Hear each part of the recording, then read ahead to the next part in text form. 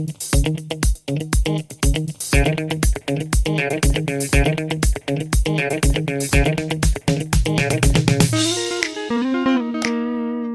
guys, another day here in the cold wildness. Well, it's not cold and it's not that wild, but welcome back anyways.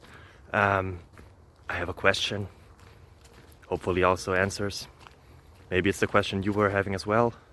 I don't know, it depends on how you find us or found us.